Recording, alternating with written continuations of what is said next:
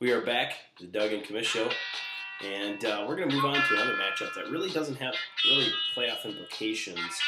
I guess if Jim wins by a decent amount and McLaughlin loses, Jim could secure that number 2 spot, but we'll wait and see. It's not likely. Little Caesar coming on really as of late. Man. Who knew? Who knew quitters could produce 2 wins in a row? 5-7 LC versus a 7-5 Doughboy. Getting started right away. Kurt Warner did not play last week, but Jim had him in his lineup. I call Jim fortunate on this one. They'll be able to pull out that win and secure a playoff spot for him as the number 1 seed in his division. There's more to it, Dougie. Jim is arrogant. He's just flat out arrogant. He knew that he wasn't going to play a quarterback the whole time. In fact, sources have it that Jim was laughing Saturday evening. Really? Saying, I don't care if Warner plays or not. Concussion, no concussion. I'm just playing the soldier. Wow. I don't really care if my quarterback plays or not.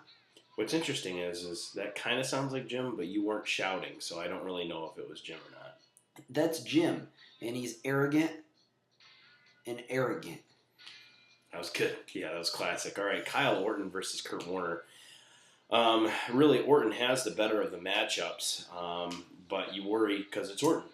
And Kansas City at Denver or Denver at Kansas City. That's a nasty game, and Kansas City's actually been able to. About Kansas City that everybody's so scared of? Well, I think it's the tradition of the rivalry game here, and I think Kansas City would be up for it. And they have been able to upset teams. I mean, everybody talks about Arrowhead Stadium. I like the Arrowhead Stadium. Sure. I think I'd like to enjoy going to a game there. Let's do it. Raiders, KC, I'll do it.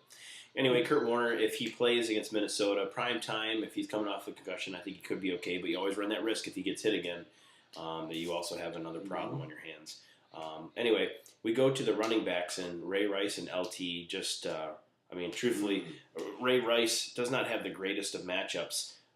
Green Bay only giving up 2 touchdowns to opposing running backs all year long. That's pretty unbelievable.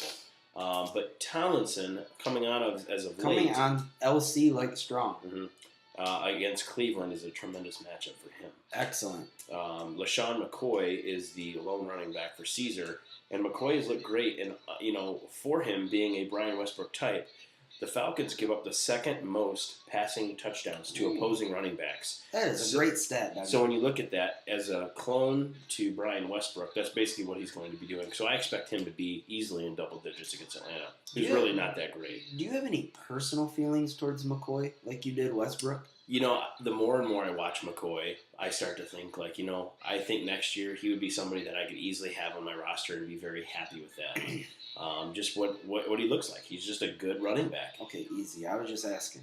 Okay. Anyway, I'm going to give this tip to Rice and Tomlinson. I think the teams that they play on. It's a no-brainer, Dougie. I mean, Tomlinson alone is good enough for me, and I'm not near as scared of the Green Bay Packers as if you look down the schedule of who they have played. Loins twice, Bears twice, Vikings. I mean, and those touchdowns were probably Peterson. I don't know. Yeah. But their schedule's been rather soft. Trust me. Aaron Rodgers has had a great year this year, and it's because of the schedule. Okay. So I don't know. I'm not worried about the Ray Rice against Green Bay.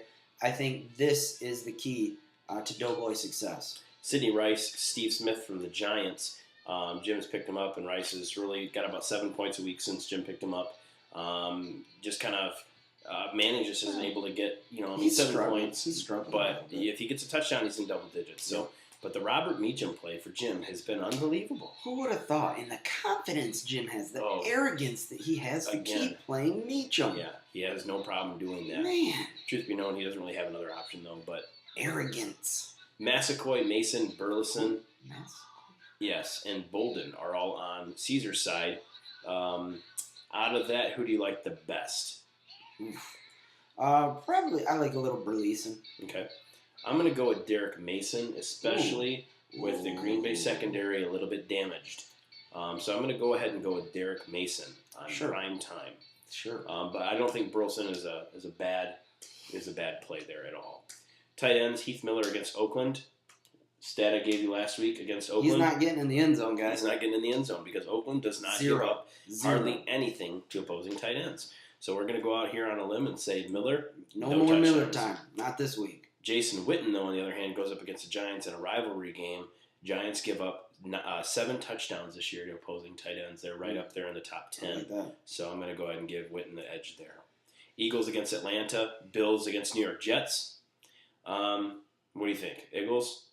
Jets? Probably. I mean, the Sanchez is good for 2 or 3 picks. Mm-hmm.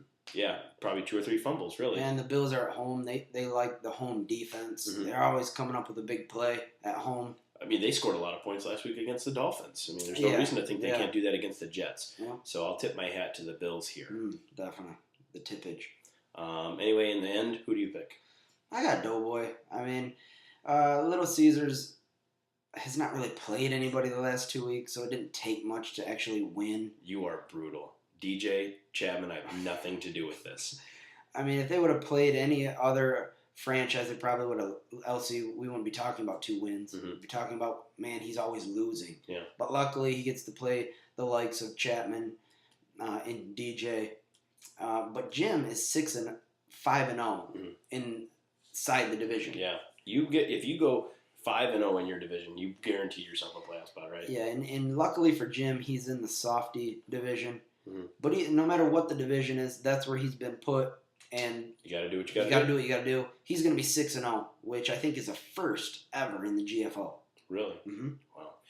All right, I will too go with the Pillsbury Doughboy. Doughboy. And Little Caesar will be able to walk out of this year with a big improvement from last year, and a replacement player will come in next year and take his spot. We're taking applications. Send your applications to this guy's email address found at the bottom of your screen right now. We'll be right back with our next matchup.